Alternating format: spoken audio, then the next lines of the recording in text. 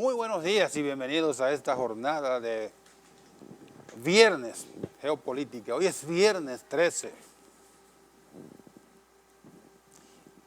Viernes 13. Cali, mira. Viernes 13. No crean en eso, que todos los días son iguales. Solo hay que trabajar y tener mente positiva. Viernes 13, un día de las elecciones, el próximo evento que está supuesto a celebrarse pasado mañana, domingo. Vamos a ver, porque hay mucha, aunque está todo montado, más o menos todo montado, hay todavía algunas aprensiones respecto de este proceso que va a culminar bien, así que tranquilos, a votar.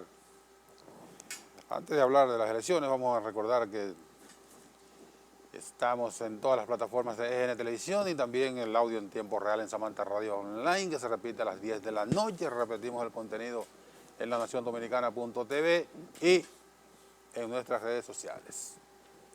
Gracias por estar con nosotros. En el día de hoy vamos a conversar con el doctor José Manuel Jerez, que es abogado constitucionalista. Vamos a analizar un poco lo que tiene que ver con el desarrollo de la democracia y estas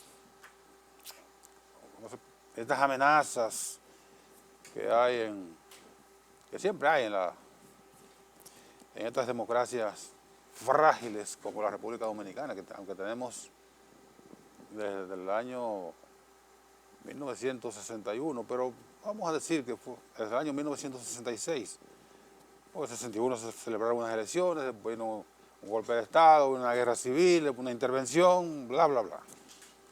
Pero tenemos una democracia estable, con altas y bajas, desde el año 1966, pero sigue siendo frágil, porque aunque mataron a Trujillo en el 61, después siempre han surgido estos trujillitos que pretenden afectar el ejercicio de la democracia y siempre han tenido de frente a los más determinados a defender las conquistas democráticas en todos los órdenes, y siempre habrá de frente una cantidad importante de dominicanos, siempre habrá muchos dominicanos, muchos, dispuestos a impedir que alguien quiera cercenar lo que ya se conquistó y que se ha fortalecido. Y siempre yo recuerdo, y lo pongo de referencia, que el último dictador que hubo en la República Dominicana fue abatido a tiro la noche del 30 de mayo del año 1961, en lo que es hoy la autopista 30 de mayo, que es la continuación del malecón de la capital de la República. Y ahí hay un monumento, y el próximo dictador que trate también lo vamos a abatir, de seguro, porque este es un país que ha demostrado que mata dictadores. Pues bien, todavía siguen. Ven acá, ¿y dónde está ¿y dónde está el papel que yo lo boté? Que yo siempre traigo con el reporte meteorológico. ¿Lo boté? Bueno, lo boté, no importa. Sí. Míralo allí. Préstame eso, Cali. Gracias, Cali. A ver qué dice meteorología. Dice que el próximo domingo, o sea, el pasado mañana, va a haber un tiempo bueno. Para hoy, la permanencia de una vaguada mantiene las condiciones favorables para que continúen las concentraciones nubosas y aguaceros, tormentas eléctricas y ráfagas de viento a partir del mediodía. Para mañana sábado, nubes dispersas en la mañana con incrementos nubosos en la tarde, acompañados de aguaceros locales sobre algunos puntos de las regiones noreste, sureste y también en la cordillera central. Para el domingo, día de las elecciones municipales, tendremos una disminución notable de las lluvias, predominando un cielo de nubes dispersas a medio nublado en ocasiones, y si ocurren algunos chubascos, van a ser de muy corta duración, de modo que el domingo, soleado en gran parte de la jornada electoral comienza a las 7 de la mañana y terminaría a las 5 de la tarde, recordando que todos los que estén todavía en fila dentro del recinto del colegio electoral van a permanecer ahí hasta que vote el último de los ciudadanos. Naturalmente, no va a haber votaciones hasta las 2 de la mañana, como hubo en las primarias del 6 de octubre, votantes entrando y saliendo por detrás en algunos recintos, que lo llevaban en camiones, y entraban por detrás porque por delante supuestamente cerraron las puertas. Sin embargo, la dejaron abierta por detrás y comenzaron a ingresar miles de votantes en puntos del sur hasta las 2 de la mañana. El último votante, creo que fue en Huechillo, un campo de San Juan, el último marcó el voto, no sabemos si la persona o un robot, marcó el voto a las 2:07 de la madrugada del 7 de octubre. 7 de octubre, 14 horas después de, ¿cuántos fueron? 14 no. 4, 5, 6, 7, 8, 9, 10, 11, 12, 1, van 10. 11 horas después de cerrarse la votación. O sea, que esos bandidos estuvieron votando en una jornada mayor que la jornada normal, que fue de 8 de la mañana a 4 de la tarde. Eso no va a ocurrir ahora, obviamente, porque hay miles de ojos vigilantes para que eso no ocurra. E imagino que la Junta no lo va a permitir. Pues la Junta, después, lamentó el presidente de la Junta que cometimos un error. Admitió dos. Cometimos dos errores. Comenzar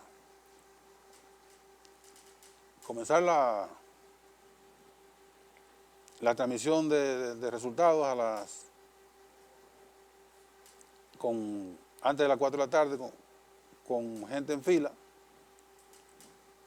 y cometimos otro error más grave todavía. Así dicho como si fuera un sacerdote, cometimos un error, permitir que se votara hasta las 2 de la mañana. Por favor. No fue un error, no, fue un horror. Eso no va a ocurrir ahora. A propósito, la Junta ayer los 15 partidos opositores presentaron a la Junta una reclamación para que investigue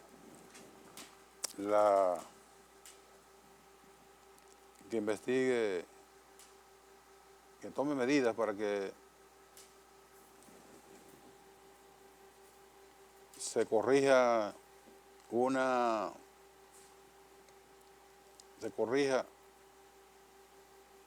supuesta dislocación o exceso de, unos 270.000 electores que aparecen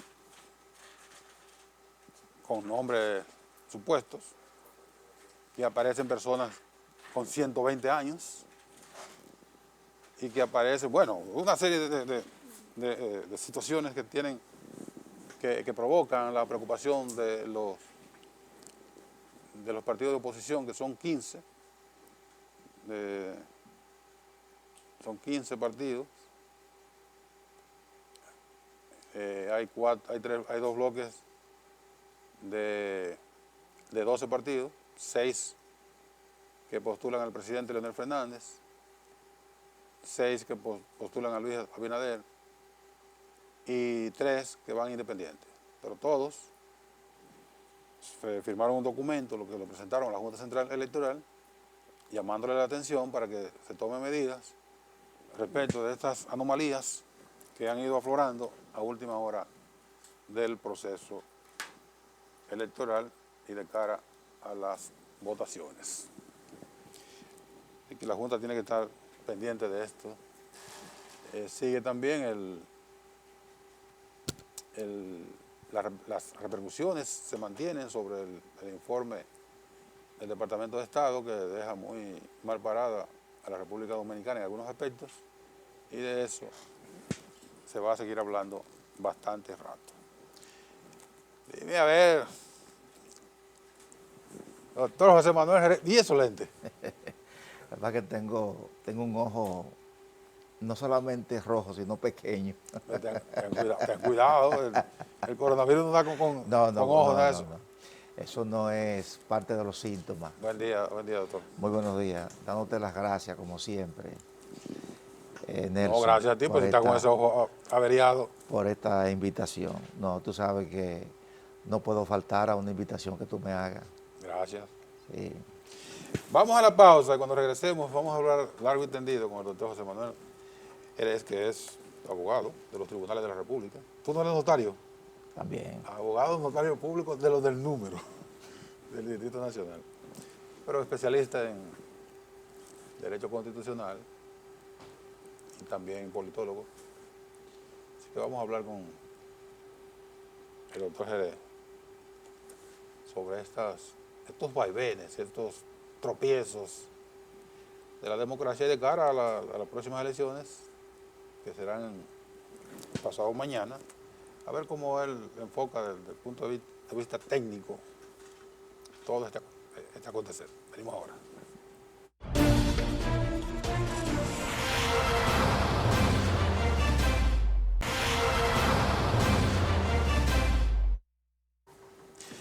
Bien, seguimos en Geopolítica este viernes, que es raro que yo esté los viernes aquí, pero aquí estoy.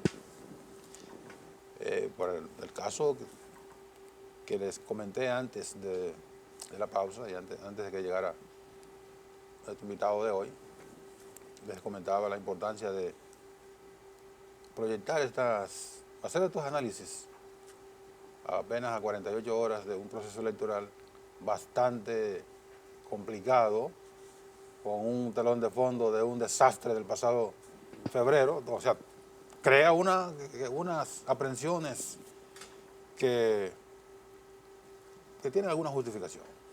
Pero vamos a hablar con el doctor José Manuel Jerez. La República Dominicana está viviendo una democracia. ¿La ponemos entre comillas? Definitivamente, no. Definitivamente no. Definitivamente la República Dominicana no está viviendo en democracia. Y las votaciones y todo, no, eso no es parte de la... No, lo podemos ver a la luz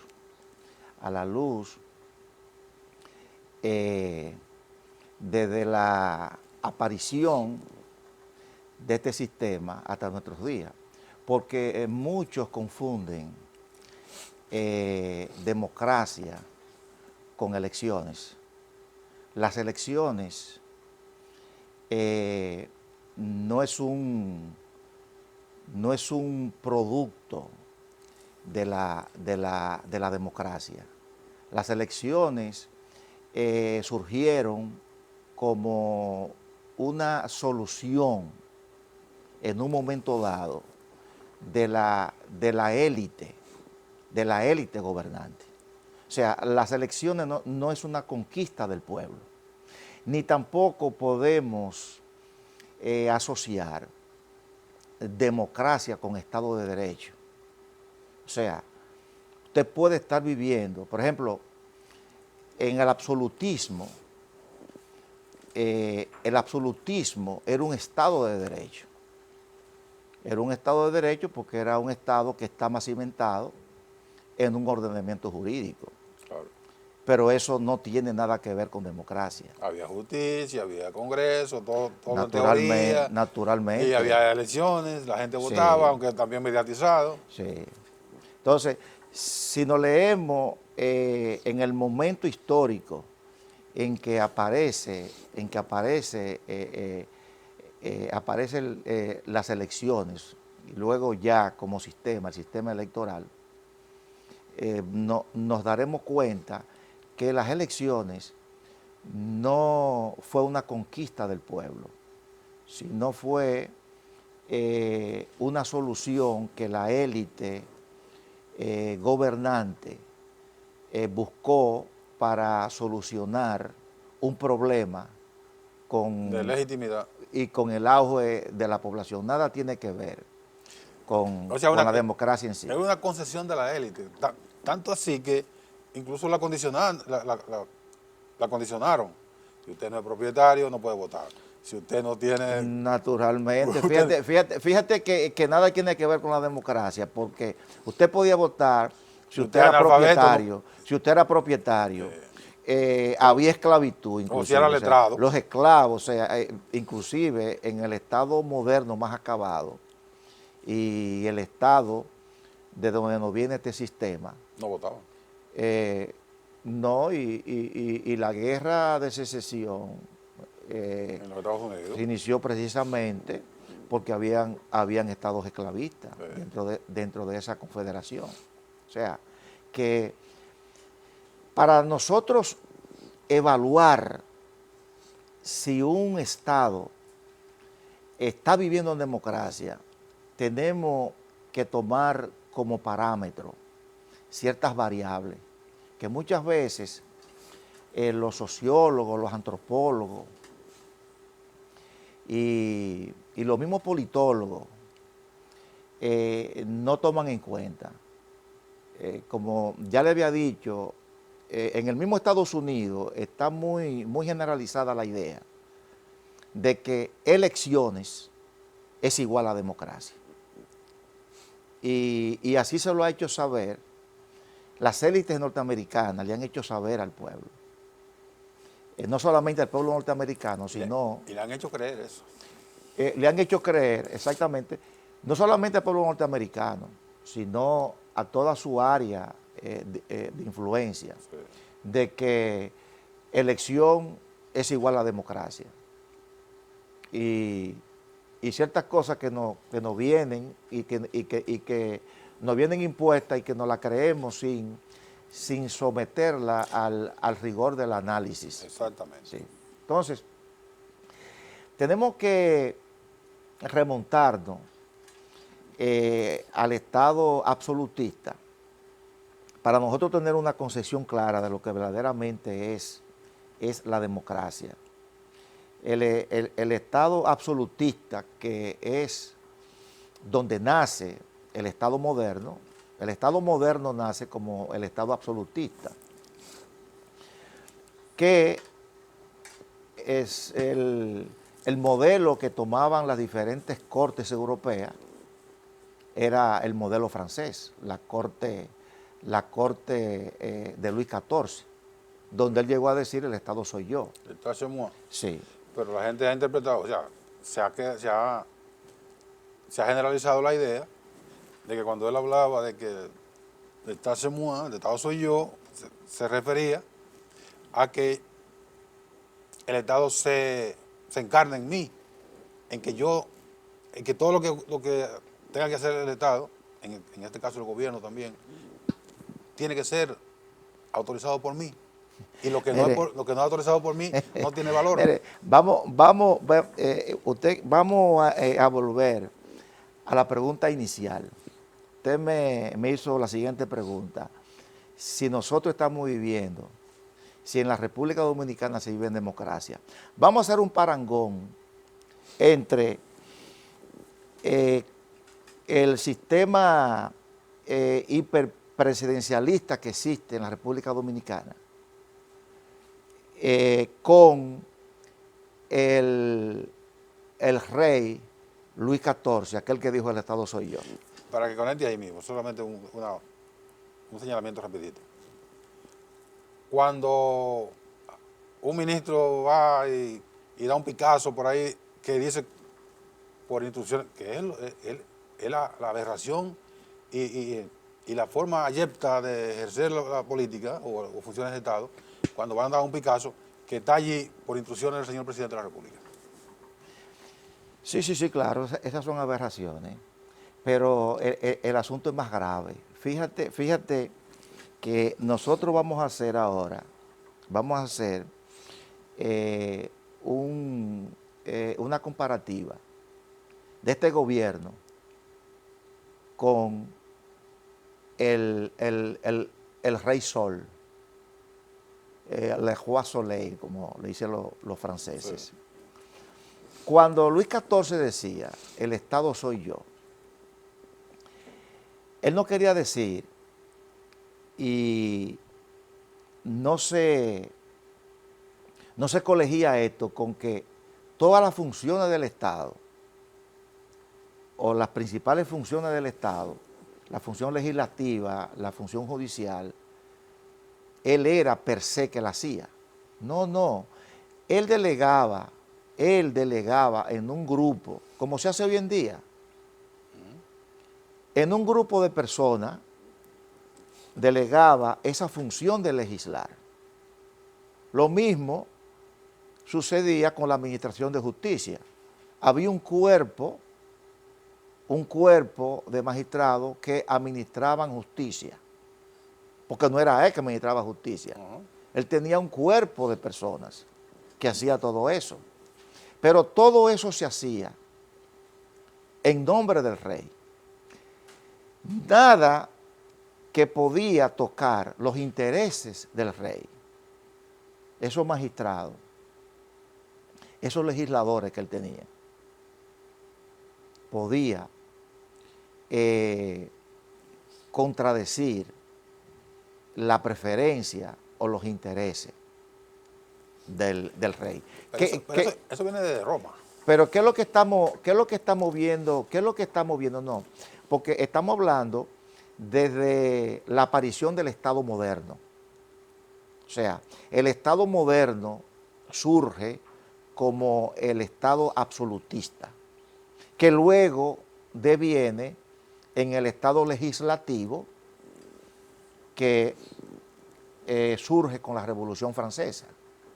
La separación de poderes y todo. Exactamente, pero fíjate cómo en una monarquía absoluta, fíjate cómo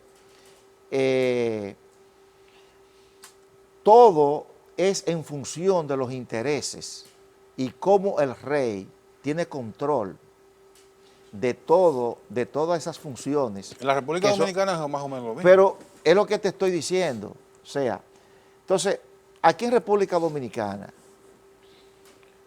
se puede aprobar un proyecto legislativo que vaya en contra de los intereses del gobernante de turno.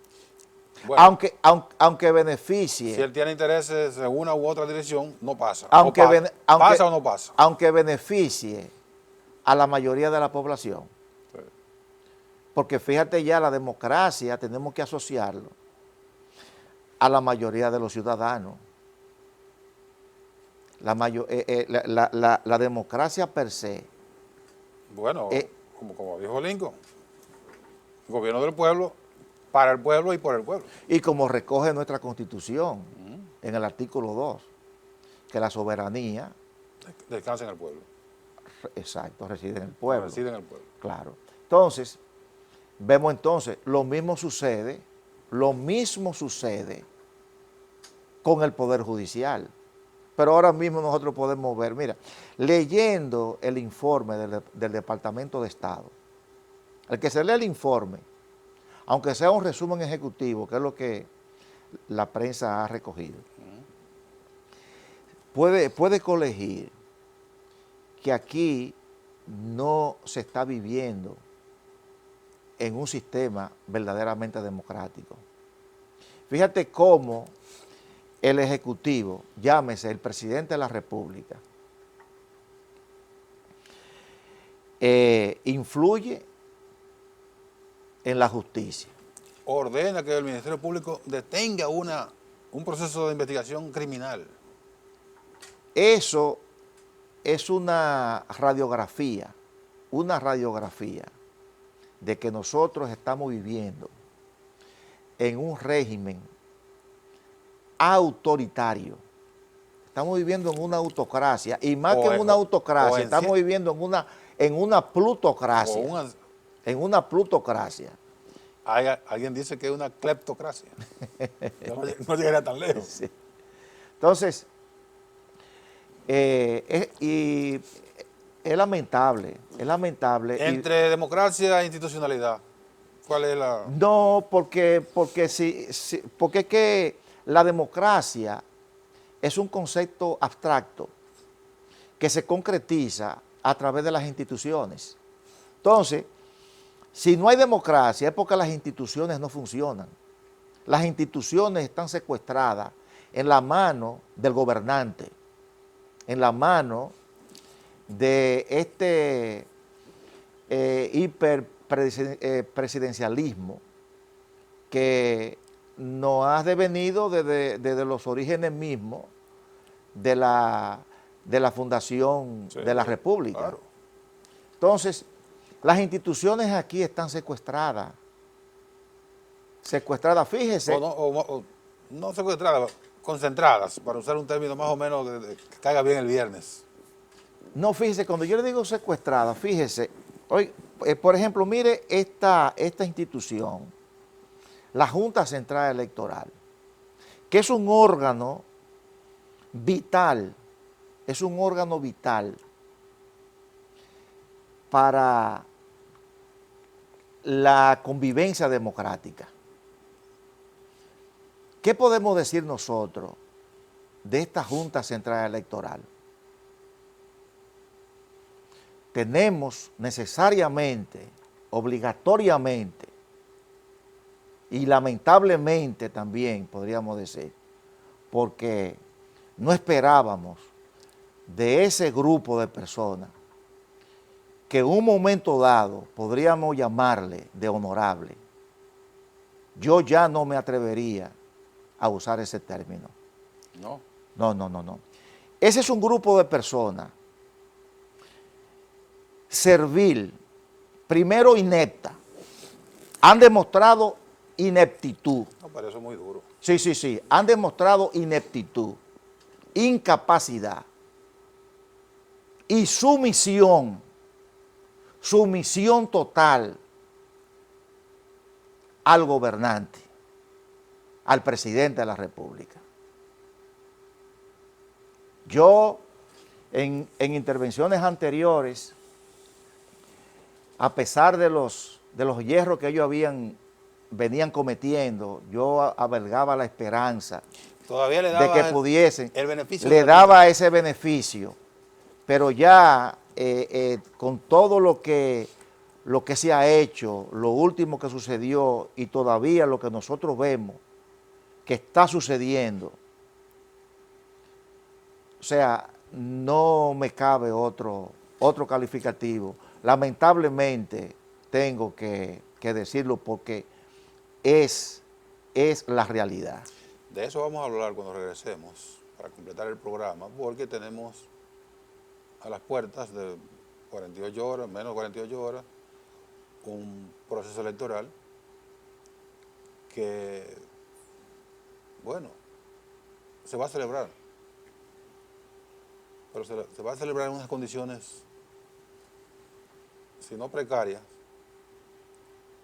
por lo menos de alguna incertidumbre, a pesar de que está todo aparentemente montado, todavía subyacen algunas incertidumbres que pudieran afectar ese proceso.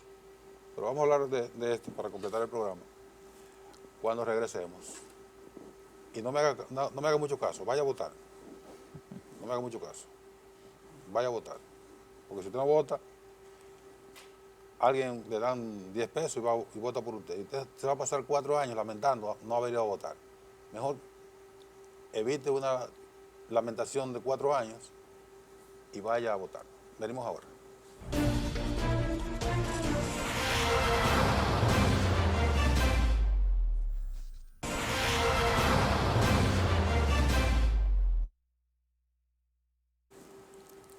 Gracias por seguir con nosotros. Conversamos con el doctor José Manuel Jerez. Vamos a completar el programa del día de hoy. 15 minutos. 10, está bien. 10 minutos no quedan, ¿no? Bueno, eso es mucho en televisión. Sí, eso es demasiado. A Trump lo entrevistan en Fox o en 60 Minutes y le dan 11 minutos al presidente de los Estados Unidos. Sí. Pues te decía que estos temores que hay, que todavía persisten, que son reflejos, como los huracanes, o réplicas de los terremotos de lo que ocurrió en febrero. ¿Qué tú percibes para este próximo domingo? Bueno, A pesar de los temores con la Junta y toda esa cosa, y que tiene una actitud, como tú decías, a veces sumisa, que parecería como si recibiera órdenes del Palacio Nacional, a pesar de todo eso. bueno, dicen que la esperanza es lo último que se pierde. Yo no vislumbro que pueda suceder algo similar a lo que pasó en las elecciones municipales. Las frustradas. No creo que, pero vuelvo y te digo, este gobierno ha dado demostraciones que es capaz de cualquier cosa. Este es un gobierno que no tiene escrúpulos. Este es un gobierno y es lamentable porque en un gobierno tú puedes encontrar funcionarios, pueden ser medios o altos funcionarios que hagan cosas. Es una conducta ahora. Pero cuando es una forma de actuar, una visión, una forma de ver la política del jefe de Estado, yo en cierto aspecto yo me siento tranquilo, porque si hubo alguien que previó las actitudes y más que la conducta, las intenciones, porque para ese tiempo, él se vendía y el pueblo hasta lo percibía como una mansa ovejita, siendo un lobo vestido de oveja. Pero yo sí percibía, y por eso yo fui quizá el primero que accionó en aras de proteger la Constitución. En aras de proteger la Constitución, inclusive muchos comunicadores me decían a mí, pero ¿y cómo usted con esa acción? Porque la Constitución no está en peligro, la Constitución no está en riesgo, inclusive no se vislumbra que el presidente ni siquiera vaya a una repostulación, porque la Constitución se lo prohíbe. Todo eso, pero yo veía un poquito más allá y veía las intenciones, porque uno, al tener una noción más o menos clara de la historia y de ciertos personajes de la historia, personajes siniestros, no solamente de la historia universal que están ahí, sino de la historia nacional. Por ejemplo, tenemos el caso de Ulises Heró, Lili. Lili fue miembro del Partido Azul, liberal, Electo como un demócrata. lugarteniente, no gobernó sus primeros 2 periodos. Uno. No, sus primeros 2 Práctica- periodos. El otro ya a la mitad comenzó no, a... sus primeros no, porque los periodos en ese tiempo eran de 2 años. Sus primeros 2 periodos gobernó de forma democrática. Sus primeros 2 periodos, que esos periodos eran de 2 años. Ya eran de 4. Sí. Entonces, luego, Recuerda que tuvo 17 a años. partir de ahí, ya se erigió, desconociendo. Y te digo que me siento satisfecho porque al yo ser partícipe junto con un conglomerado humano de nosotros hacer abortar ese proyecto continuista, ese proyecto dictatorial que se iba a instaurar aquí en este país, que esa llamada de Mike Pompeo solamente pudo hacerse cuando en Estados Unidos se dieron cuenta de la magnitud, de la gravedad que este gobierno estaba llevando este país a esta debacle institucional. Entonces, gracias a todas esas marchas, a todo el pueblo, ir al Congreso, esa manifestación, fue que se produjo y pudo, porque el hombre estaba tan embalantonado y él estaba tan seguro de que iba a pasar esa reforma. Esa modificación. Estaba tan seguro que en el programa de Yana Tavares dijo que él iba a decir en marzo, en abril, si él iba o no, prohibiéndole la Constitución, prohibiéndole la Constitución a él, el poder Ya no tenía que decir nada. repostularse. Estaba dicho en la Constitución. Pero estaba dicho en la Constitución, señores, pero ¿y usted sabe lo que es esto? O sea, cuando un hombre, óigame, se pone por encima De las instituciones. de las instituciones, cuando se rompe el principio de legalidad, pues mire, ahí mismo, con el principio de legalidad, es que comienza en Europa, después de la Revolución Francesa, es que comienza verdaderamente este sistema que se ha venido perfeccionando, que comenzó como un Estado legislativo de derecho y estamos no solamente en un Estado constitucional de derecho, sino que ya vamos, todavía no estamos, pero hacia allá es que vamos, hacia un Estado convencional de derecho. En 2 minutos. Todo esto que ocurrió en defensa de la Constitución, que se abortó el proyecto del presidente, aunque él después dijo que no, pero ahí mismo dijo que sí, que estaba en eso, que él abrigó lo que dijo él ese día. Todo esto es lo que ha dado como resultado el rencor que manifiesta el presidente frente al sector que le adversó hasta hacerlo bajar. Pero ¿y qué rencor? Pero yo no sé, pero Pero él lo manifiesta. Pero ¿y por qué rencor? Porque no hay causa de ningún rencor. Porque si rencor debe tener alguien, fueron aquellos que se vieron burlados por el compromiso asumido por él, que incumplió en el 19. Reinaldo, por ejemplo.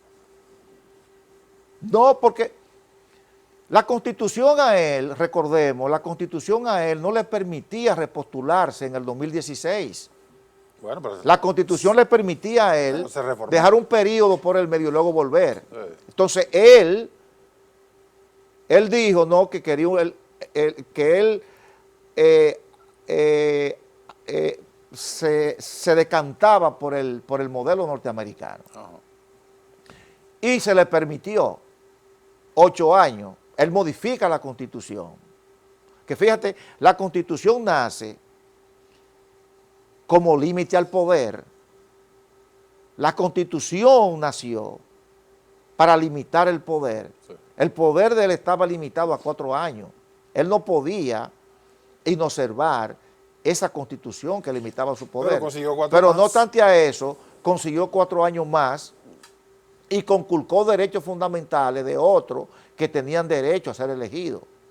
Entonces, y para eso él hizo un pacto de 15 puntos Ya para conseguir eso. Lo incumplió todo. Lo incumplió todo. Y entonces quienes deben estar ofendidos hoy en día son aquellos que se vieron afectados por el incumplimiento de ese pacto. O sea que él no tiene razones por estar ofendido. Bueno, él cree otra cosa. ¿Mm? Él entiende otra cosa y su conducta le evidencia como que le quitaron algo. Sí, que él quería, sí, porque él quería eternizarse en el poder. Se acabó Entonces, el tiempo. es lo que siente, no es rencor, es lo que siente frustración, porque es todo lo que se ve y lo que se vislumbra, era que él quería usar todo el formalismo de la democracia, el formalismo, para él perpetuarse en el poder. No se sabe hasta dónde, no Ah, se sabe. No se sabe, Esa era una incógnita. no se sabe hasta cuándo.